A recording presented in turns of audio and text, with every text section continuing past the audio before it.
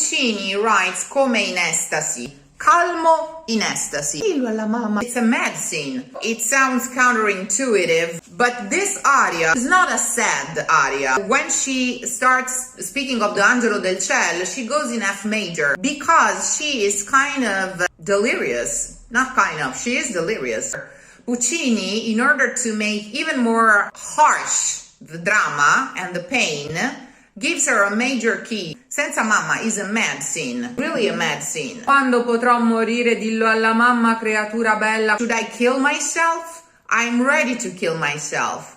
Give me a sign. Make one small star shine for me, and I'll get the hint. I'm ready to die. But she's delirious when she says so. It's not tragic, it's I'm this close. Dillo alla mamma. It's not dillo alla mamma, it's dillo alla mamma, creatura bella, con un leggero scintillare di parlami, amore, amore, amore. Deliriously, psychotically, but it's the happiest part of the aria. It needs to be sung the way he writes, in estasi, calmo in estasi, almost in joy, because the only happy thought that is left to you is death. You are going to have yourself back only when close to death, only after you've poisoned yourself.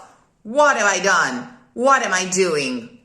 In it you get the news that the child has died, you will lose your mind. You're going to get it back a few seconds before you die, just because you don't want to be damned and you need to be saved by the Virgin, by the Mother of Mothers. Everything that happens in Senza Mamma, you know, scolorirono fredde fredde, that's the sad part. But then you are consoled by the fact that the pain has ceased. Who knows what you've been thinking of me when you were there alone with your hands cold, dying without me, dying by yourself.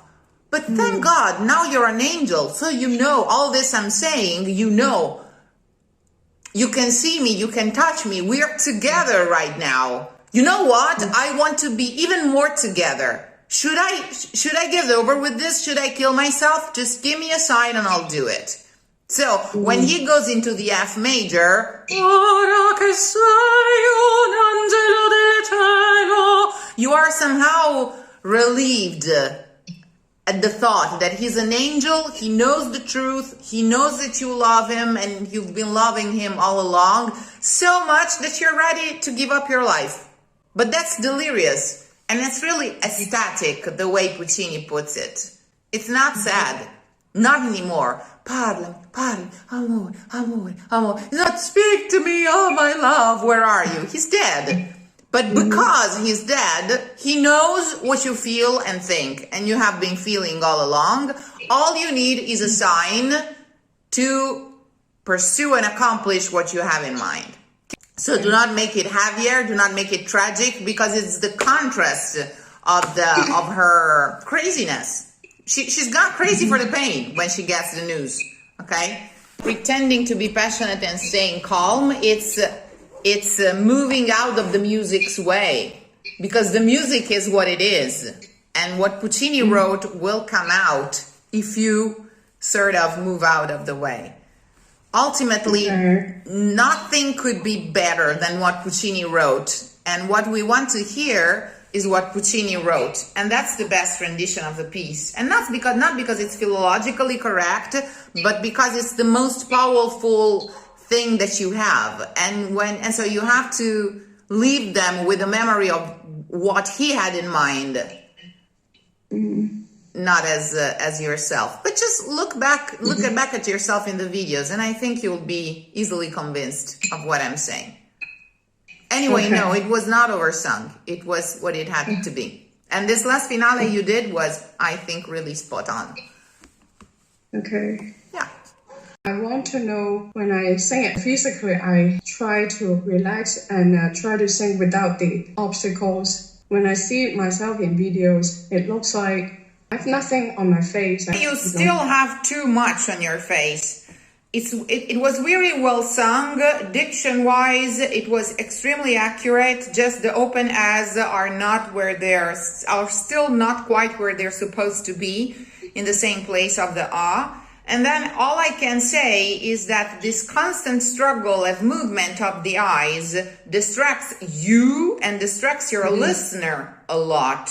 So memorizing the piece is part of the technique that I teach, both the diction technique and the vocal technique, provided that there's a difference between the two of them. And in my opinion, there isn't. All you need to do is spend more time on the memorization of the piece and even test yourself. Even if you know that you don't know it, somehow you know it. So I am available to cue you with the note and with the word whenever it's escaping you. But singing it by heart when you still don't quite know it is one way to learn it, because when you stop, you will wonder, why did I stop? What am I missing? What am I saying? And what's the next concept? Do I really know what I'm saying? Do I really know the translation? So you can reject this note as much as you want, but it prevents you from reaching the next step somehow. So I think that it would be time very well spent if you could try and sing it by heart, making notes to yourself of whatever is still lacking in your memory and why. Because it's a work that really pays off in the long run. So making sure whether you really have the piece all together. And if you want to do it now, I think it would be time really well spent. Aside from that, manage to really open your open eyes. And for that, you really have to keep your lips as relaxed as possible, because the opening must be as fast and ready as possible. If the audition is in less than 2 weeks, I think you should not procrastinate that step any longer. So if you have a blank, take note of the blank. And it's important that you do.